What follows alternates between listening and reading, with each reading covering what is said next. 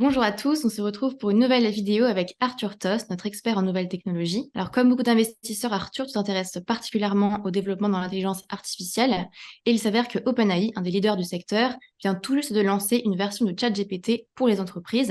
Alors est-ce que tu peux me dire en quoi consiste cette nouveauté et qu'est-ce que ça va changer exactement pour OpenAI? Pour OpenAI, ça va être un sacré changement, ça c'est clair, mais même pour le monde de l'informatique en général, c'est un gros changement parce qu'on va dire que l'IA conversationnelle, elle a débarqué, on va dire, en début d'année et elle a tout chamboulé parce que ChatGPT est ultra utilisé. Alors maintenant, vous avez aussi tout le reste, hein, donc vous avez les chatbots génératifs qui sont arrivés. Enfin, il y a plein d'autres chatbots et plein d'autres manières de faire qui sont arrivés en IA et qui sont beaucoup utilisés en dehors de ChatGPT. Mais ça a vraiment été le premier. Et il faut savoir que ChatGPT était pensé pour les particuliers au début, d'accord, quand il est arrivé au tout début, en janvier, etc., et un peu avant. Mais il a beaucoup été utilisé dans les entreprises. Pourquoi? Parce qu'il y a beaucoup de gens, des développeurs, des comptables, etc., qui se sont rendus compte que bah, c'était plus simple de travailler avec ChatGPT, de poser des questions, etc. D'accord? Donc, ça a donné lieu à plein de problèmes pour les entreprises. Plein de problèmes. Parce qu'il y a même des entreprises qui ont décidé de bannir ChatGPT, c'est-à-dire vous ne pouviez plus vous connecter à l'URL de ChatGPT quand vous étiez dans la boîte, etc., parce que ça posait des problèmes, parce que les gens demandaient à ChatGPT ce qu'il pensait de décisions en lui donnant des informations sur l'entreprise, etc., etc. D'accord? Donc ça, c'était plus ou moins ce qu'on a vu avant, mais il faut bien penser une chose, c'est quand une technologie est massivement utilisée par le particulier, elle finit par être massivement utilisée par les entreprises. Alors d'habitude, on aurait plutôt le facteur inverse. C'est plutôt les entreprises qui utilisent d'abord une techno et après la techno va chez les particuliers. Mais à quelques rares exceptions où ça s'est fait dans le sens inverse. Et on a l'impression que sur l'IA génératif conversationnel, ça va être le cas. L'autre secteur dans lequel ça a été le cas, par exemple, c'est le mobile. Le mobile, ça a été très massivement, le smartphone, ça a été très massivement utilisé par les particuliers et c'est arrivé dans l'entreprise que dans un second temps. D'accord? Donc le particulier a été précurseur, ce qui est assez rare. Mais il faut bien se dire que déjà, sur les Fortune 500, donc les 500 plus grosses boîtes américaines, 80% de ces boîtes-là ont des employés qui utilisent ChatGPT pour le travail. Ça veut dire que en moins d'un an, quasiment toutes les plus grosses boîtes américaines, vous avez forcément un nombre non négligeable d'employés, parce que ce n'est pas des statistiques qui sont faites sur un employé dans son coin qui a utilisé vaguement ChatGPT. C'est des gens qui utilisent ChatGPT de façon minimum hebdomadaire, d'accord? Et il faut que, je crois, faut aller revoir l'étude, mais il me semble qu'il faut qu'au minimum, il y ait 1% tous les salariés de l'entreprise qui utilisent ChatGPT. Donc, ça veut dire que c'est 1% des salariés qui l'utilisent, à minima une fois par semaine. Ça commence déjà à être quelque chose. Alors, c'est pas comme le mail, tous les employés, tout le temps, en permanence. C'est le début. Mais 80% des plus grandes entreprises américaines ont des employés qui utilisent ChatGPT. D'accord? Et qu'est-ce Donc, que risquent les entreprises qui utilisent ChatGPT? alors, l'entreprise qui utilise ChatGPT sur la version ancienne, avant d'utiliser ChatGPT Entreprise, qui est la grosse news qui est sortie hier, qui est vraiment extrêmement important, c'était que ChatGPT, c'est un modèle qui appartient à OpenAI, dans lequel vous conversez. La donnée que vous allez envoyer à ChatGPT, elle ne vous appartient pas, elle appartient à OpenAI. Et c'est eux qui travaillent dessus. Alors, ce qu'OpenAI vous dit, c'est qu'ils ne vont pas les exploiter, ça sert juste à former l'intelligence artificielle, etc.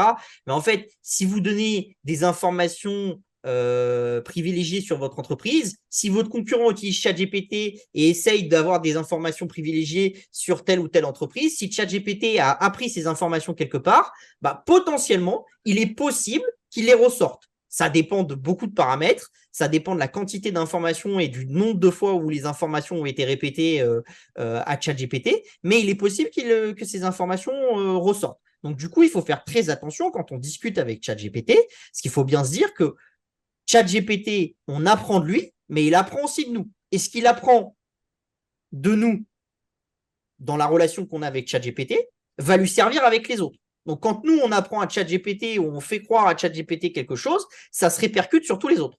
D'accord?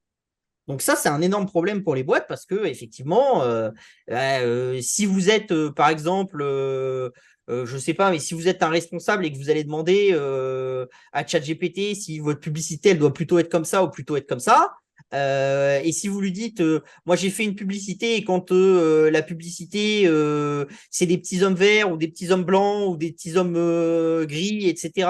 Bah, quand c'est gris, je gagne tant d'argent, quand c'est blanc, tant d'argent, et quand c'est vert, tant d'argent, et jaune, tant d'argent. Bah, la problématique qu'il peut y avoir, c'est que ChatGPT, il va avoir ça, il va processer la chose, il va réfléchir sur la chose, et il va peut-être vous donner des conseils, mais entre guillemets, vous lui avez donné de la data pour qu'il vous donne ces conseils-là, et cette data, il peut s'en servir pour quelqu'un d'autre qui va poser une question qui est assez proche de la vôtre, etc. D'accord? Donc la donnée ne vous appartient pas. Et là, on est dans un domaine qui est assez clé, c'est que la plupart du temps, on est passé d'une informatique qui était une informatique très monobloc et sécurisée, c'est-à-dire l'informatique des années 2000, c'est j'avais un PC local, j'installais des logiciels dessus, voilà. Et globalement, on s'envoyait de l'information, mais c'était compliqué, etc.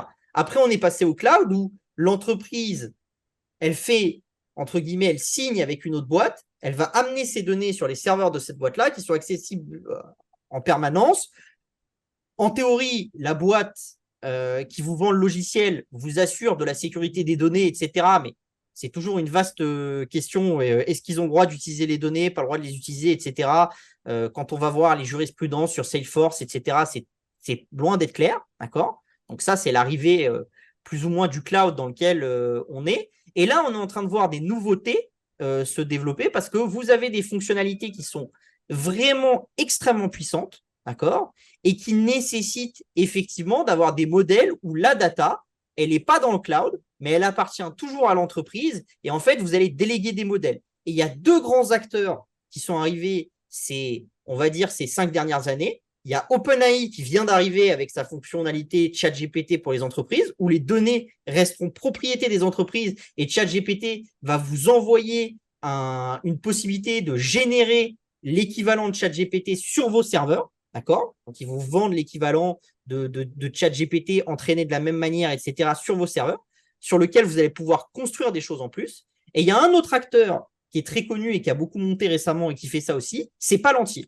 Parce que Palantir, c'est du big data et c'est du travail sur la donnée. Et vous savez que, par exemple, bah, la problématique qu'il y avait, c'est que plein d'entreprises ne voulaient pas donner leur data à Palantir. Donc, ce que Palantir a fait, c'est le logiciel, on vous le donne, il marche en mode cloud, mais sur vos serveurs. C'est vous qui gérez les serveurs, c'est vous qui les avez, et nous, on vous fournit juste l'architecture logicielle, et après, à chaque fois qu'on fait un patch, un truc comme ça, on vous l'envoie, vous l'auditez, et vous le mettez en production sur votre machine. D'accord? Et c'est comme ça qu'ils ont réussi à avoir des gros contrats avec Airbus, etc. Parce qu'il était hors de question pour Airbus de tout envoyer dans un cloud américain et d'avoir toutes les données, etc. Et il faut savoir que Palantir, c'est des décisions stratégiques. C'est-à-dire maintenant, il y a des entreprises qui demandent à Palantir, est-ce qu'il faut mieux investir dans tel pays, est-ce qu'il vaut mieux acheter telle entreprise ou telle entreprise? Qu'est-ce que tu penses d'aller dans telle typologie de R&D? Est-ce que dans mon secteur, c'est mieux d'aller dans l'hydrogène ou c'est mieux d'aller dans le solaire, etc. On peut poser des questions extrêmement profondes à Palantir et c'est vraiment un peu ces boîtes-là sont en train de devenir le système d'opération des entreprises, vraiment, au plus profond de l'entreprise. Et elles ont accès à toutes les données de l'entreprise, etc. Mais pour ça, il faut trouver des modèles qui sont entre le modèle, l'ordinateur un peu dans le dur, chacun chez soi, etc., des années 2000, et le modèle cloud très ouvert qu'on avait avant. Alors, quelles seront les boîtes qui vont vraiment bénéficier de ce gros changement? En gros, toutes les boîtes qui sont capables d'utiliser ça, donc qui ont une certaine taille, hein, parce que si vous utilisez ChatGPT, alors malgré le fait que OpenAI vous dit que c'est disponible pour les toutes petites boîtes, etc., c'est comme Palantir. Si vous voulez l'exploiter correctement, il vaut quand même mieux avoir une certaine taille. Mais pour toutes les boîtes qui ont une certaine taille et qui vont exploiter ça correctement, vous avez des avantages qui sont très, très importants. Ça, c'est clair que ça va vous permettre de développer un nouveau mode qui est considérable.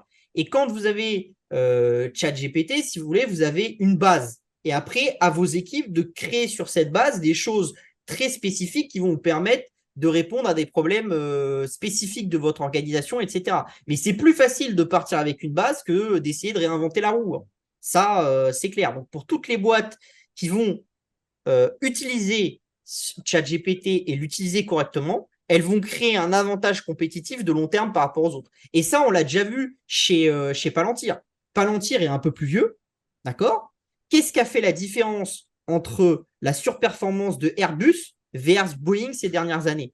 C'est qu'en fait, quand vous regardez, Airbus, d'accord, a mieux été capable d'anticiper les problèmes sur ses moteurs, les problèmes sur ses avions que Boeing. Pourquoi? Parce qu'en fait, toutes les données de sécurité de vol, etc., Airbus les récupère et les envoie automatiquement dans son Palantir.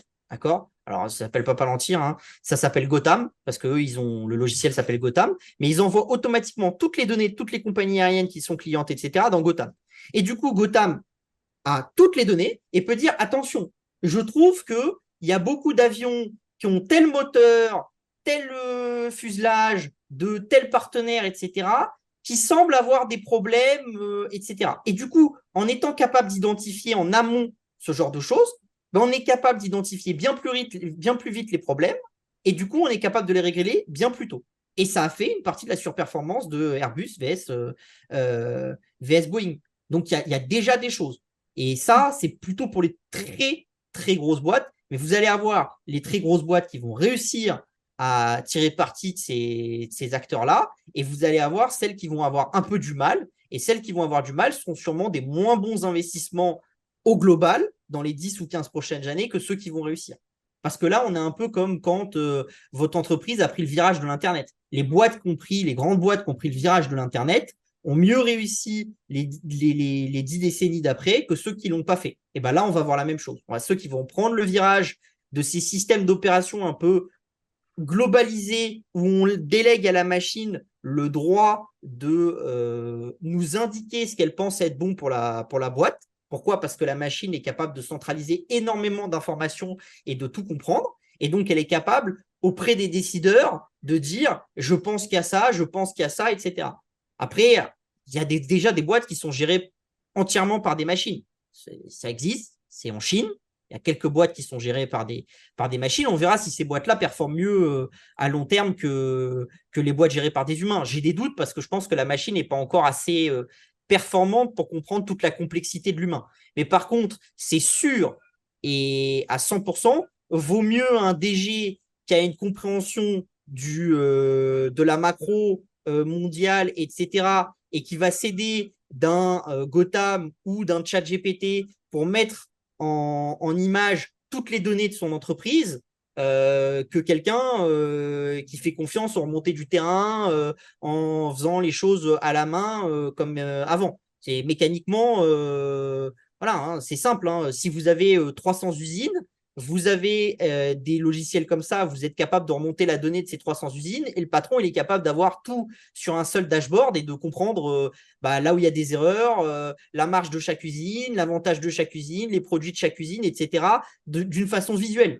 Si on lui donnait des tableaux Excel avec des trucs un peu complexes et 50 000 lignes, mécaniquement, ça ne serait pas possible. Alors, comment tu identifies les entreprises qui, justement, vont tirer un peu leur épingle du jeu versus celles qui vont pas savoir le faire et qui vont nous avoir un train de retard? Déjà, il y a toutes les boîtes qui ont commencé à le faire depuis très longtemps. Vous avez des boîtes qui font ça depuis très longtemps. Alors, les jeunes boîtes ont tendance à le faire plus, voilà, parce que comme elles sont jeunes, elles ont intégré ces opérations et ces manières de faire depuis un certain temps, d'accord? Donc, vous avez tout ce qui va s'appeler, enfin, tous les blocs, toutes les startups que vous connaissez, hein, les Uber et compagnie, qui sont des gens qui sont friands de ce genre de choses parce qu'ils sont assez récents et ils vont chercher à optimiser absolument tout. Et après, dans les grandes boîtes, vous avez des grandes boîtes qui effectivement ont envie de s'améliorer de manière excessivement importante parce que c'est un besoin pour elles et parce que c'est un moyen d'aller taper la concurrence. Et ça, il faut aller voir chaque management, voir quel management investit dans l'IA, depuis combien de temps, parce que tous ceux qui se mettent à investir maintenant, si vous voulez, ils investissent quand tout le monde commence à investir, etc.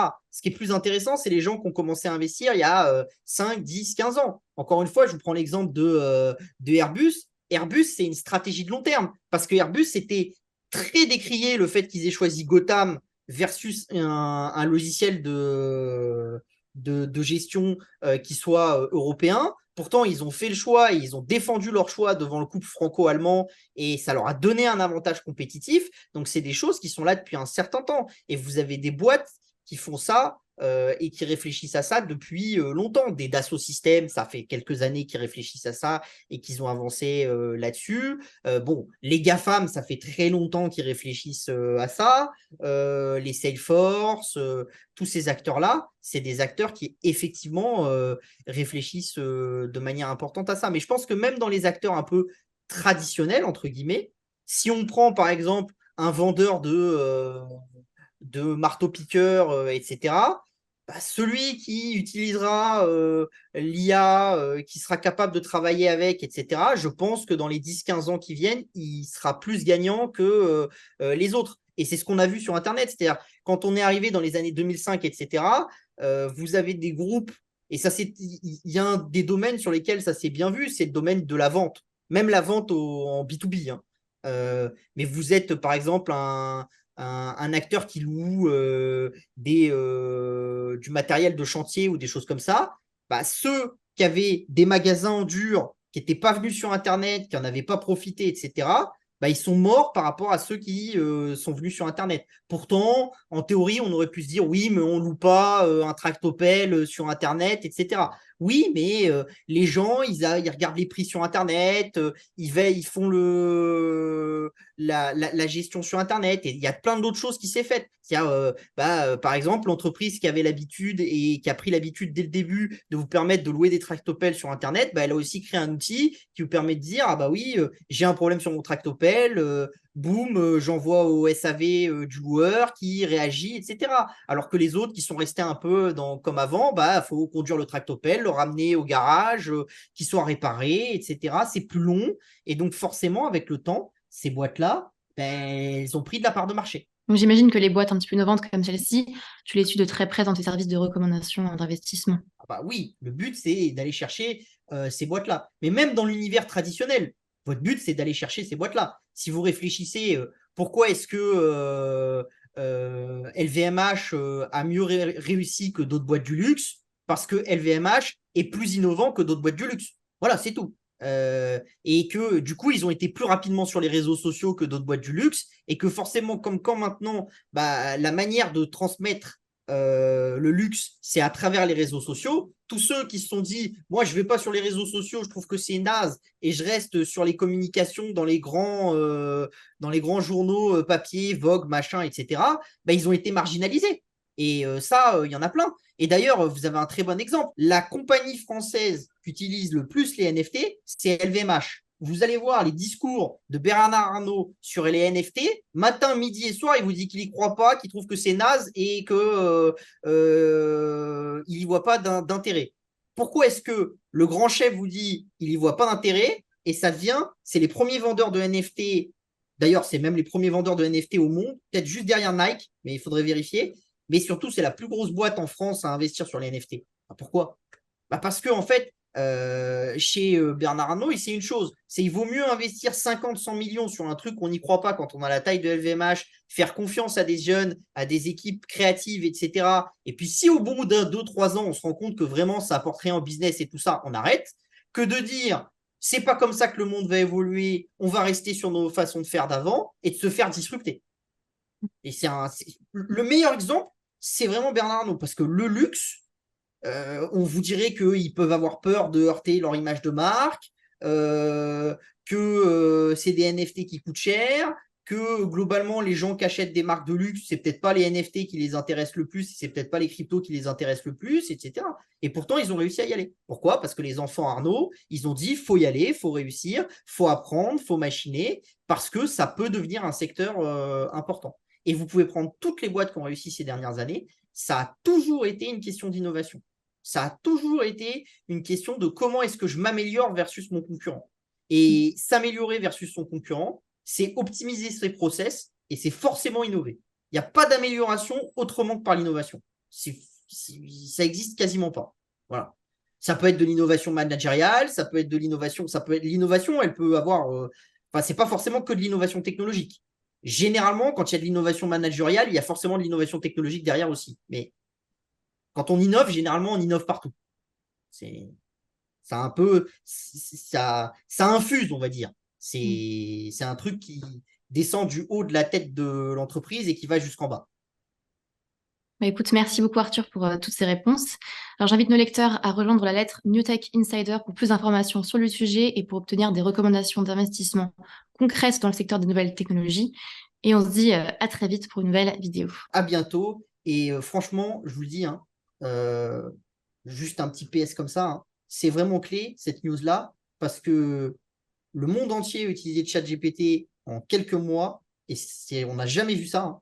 Plus vite que Facebook, plus vite qu'Instagram, plus vite que tout le reste. Donc dites-vous bien une chose, c'est que nous, en tant que particuliers, on ne rapporte pas beaucoup d'argent. On va payer 20 euros pour avoir ChatGPT, etc. Les entreprises, elles vont dépenser des milliers, des dizaines de milliers d'euros. Et si les gens commencent à construire des choses par-dessus de ChatGPT, à créer de la valeur, etc., l'opportunité business, elle est titanesque. Les gens s'imaginent pas à quelle vitesse ça peut aller. Et vraiment, je pense que c'est un secteur, il faut vraiment en être. Je ne dis pas ça souvent, mais là, c'est un secteur où il faut en être. Bon, on va suivre ça de très près. Merci beaucoup Arthur et à très bientôt. Merci beaucoup d'avoir regardé cette vidéo. N'hésitez pas à réagir dans les commentaires ou à liker et partager cette vidéo si le contenu vous a plu. Et pour ne rater aucune de nos prochaines émissions, vous pouvez vous abonner à notre chaîne et activer les notifications. Et pour plus de contenu, n'oubliez pas que le dernier rapport rédigé par nos experts est accessible en cliquant sur le lien de description. On se retrouve tout de suite dans les commentaires et je vous dis à très bientôt pour une prochaine vidéo.